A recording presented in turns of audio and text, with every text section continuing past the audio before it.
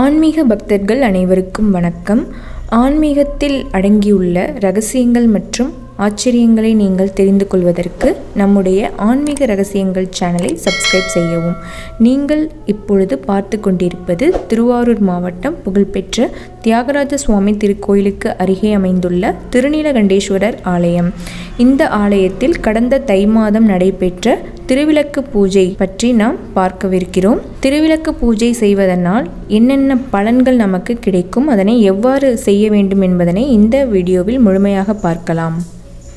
திருவிளக்கு பூஜை அப்படிங்கிறத நம்ம 2 விதமாக நம்ம பிரித்து பார்க்கலாம். ஒன்று பார்த்திங்க அப்படின்னா, நம்முடைய சுய நன்மைக்காகவோ நம்முடைய குடும்பம், நம்ம சொந்தக்காரவங்க அப்படின்னு நம்முடைய விஷயங்களை முன்னிறுத்தி வேண்டி நம்ம பிரார்த்தனை பண்ணுறது, அது ஒரு வகை. இன்னொன்று பார்த்திங்க அப்படின்னா, உலக நன்மைக்காக, உலகத்தில் இருக்கிற எல்லாருமே நல்லா இருக்கணும், எல்லா இடத்துலையும் மழைகள் நல்லா பொழியணும், நோய் நொடி இல்லாமல் மக்கள் இருக்கணும் அப்படின்னு சொல்லிட்டு உலக நன்மைக்காக நம்ம வேண்டுறது அப்படிங்கிறது தான் இன்னொரு வகையான திருவிளக்கு பூஜை. இப்போது நம்ம சுயமாக நமக்காக வேண்டி நம்ம பண்ணக்கூடிய திருவிளக்கு பூஜை அப்படிங்கிறது நம்ம வீட்டிலையே நம்ம செய்யலாம். ஆனால் இந்த உலக நன்மைக்காக நம்ம செய்யக்கூடிய திருவிளக்கு பூஜை அப்படிங்கிறது 108 இல்லைன்னா 1008 சுமங்கலிகளை வச்சு ஒரு பொது இடத்துலையோ இல்லைன்னா கோயில்களிலேயோ இல்லைன்னா ஏதாவது கல்யாண மண்டபங்களிலேயோ வச்சு நம்ம செய்வோம். நம்முடைய சாஸ்திரம் என்ன சொல்லுது அப்படின்னு பார்த்திங்கன்னா, ஒரு திருவிளக்கு பூஜை நாம் செய்கிறது அப்படிங்கிறது, ஒரு யாகம் நம்ம செஞ்சோன்னா நமக்கு எவ்வளோ ஒரு பலன் கிடைக்குமோ அந்த பலன் இந்த ஒரு திருவிளக்கு பூஜையில் நமக்கு கிடைக்குது அப்படின்னு நம்மளுடைய சாஸ்திரங்கள் சொல்லுது. அப்படின்னா விளக்கேற்றி பூஜை செய்கிறது அப்படிங்கிறதே நம்ம யாகம் செஞ்ச பலன் நமக்கு கிடைக்குமா? நாம் டெய்லி பார்த்திங்க அப்படின்னா காலையிலையும் விளக்கேற்றுவோம், மாலையிலையும் விளக்கேற்றுவோம். இப்படி நம்ம 2 வேளைகள் நம்ம விளக்கேற்றி நம்ம பிரார்த்தனை பண்ணிகிட்டு இருக்கோம்.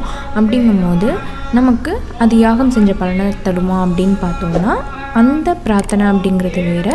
நம்ம விளக்கை தனியாக ஏற்றி விளக்கிற்கு மட்டுமே ஒரு தனி மந்திரங்கள் சொல்லி நம்ம பிரார்த்தனை பண்ணுறோம் இல்லையா, அந்த பிரார்த்தனை அப்படிங்கிறது வேறு.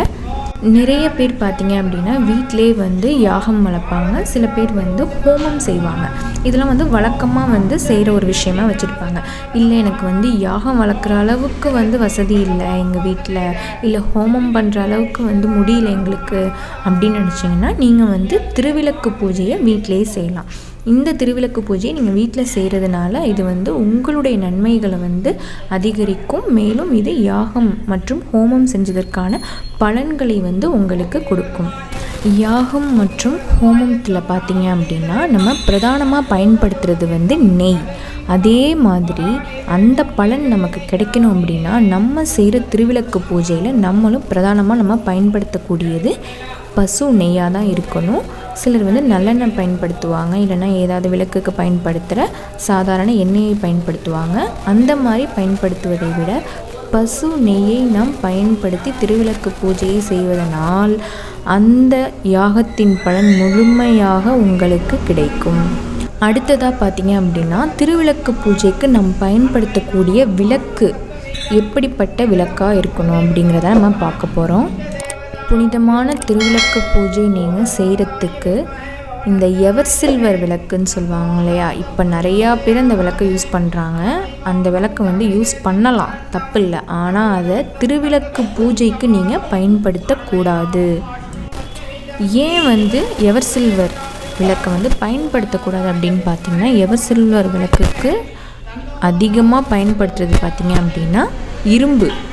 அந்த இரும்பெல்லாம் சேர்த்து தான் எவர் சில்வர் விளக்கு நமக்கு தயார் பண்ணி கொடுக்குறாங்க. அந்த இரும்பு அப்படிங்கிறது நமக்கு எதை குறிக்குது அப்படின்னா, நம்முடைய சாஸ்திரங்கள் படி இரும்புங்கிறது சனீஸ்வர பகவானின் ஆதிக்கத்தை குறிக்குது. அப்போது நம்ம திருவிளக்கு பூஜை செய்யும் பொழுது எவர் சில்வர் விளக்கை வச்சு நம்ம செஞ்சோம் அப்படின்னா அந்த இடத்துல சனீஸ்வர பகவானோட ஆதிக்கம் நமக்கு வந்துடும். அதனால் எவர் சில்வர் விளக்கை நம்ம பயன்படுத்தக்கூடவே கூடாது. அது எந்த ஒரு பலனையுமே நமக்கு தராது. இல்லை பித்தளை விளக்கு வைத்து எங்களால் பூஜை செய்ய முடியல, அந்த அளவுக்கு ஒரு வாய்ப்பு எங்களுக்கு கிடைக்கல அப்படின்னு நீங்கள் நினச்சிங்கன்னா, சாதாரண மண் அகல் விளக்கு இருக்கு இல்லையா, அந்த விளக்குலேயே நீங்கள் திருவிளக்கு பூஜை செய்யலாம். அது ரொம்பவே புனிதமானது. அது அந்த மண் அகல் விளக்கு எடுத்துக்கிட்டு அதில் பசும் சாணத்தை நல்லா தடவி அதை காய வச்சுட்டு அதுக்கப்புறம் அதில் பஞ்சுத்திரி போட்டு பசு நெய்யை ஊற்றி நீங்கள் பூஜை செய்யலாம். ரொம்பவே புனிதமானது மண்ணால் செய்யப்பட்ட அகல் விளக்கில் நீங்கள் செய்கிறது. திருவிளக்கு பூஜைக்கு நம்ம குத்து விளக்கு வச்சு தான் நம்ம பூஜை செய்யணுமா அப்படின்னா கண்டிப்பாக அதை தான் வச்சு நம்ம செய்யணும் அப்படின்னு எந்த ஒரு சாஸ்திரங்களும் நமக்கு சொல்லவே இல்லை.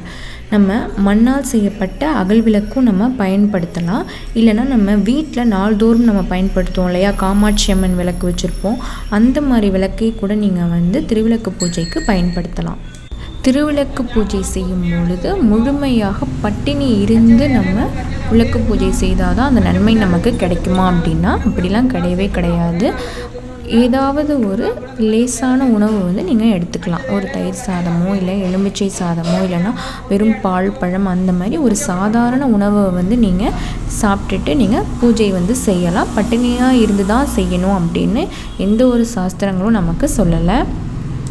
திருவிளக்கு பூஜைக்கு நம்ம பயன்படுத்துகிற குத்து விளக்கில் ஒரு முகம் மற்றும் ஏற்றணுமா இல்லைனா 5 முகங்களையுமே ஏற்றி நம்ம வழிபாடு செய்யணுமா அப்படின்னு நிறையா பேருக்கு சில குழப்பங்கள் இருக்கும்.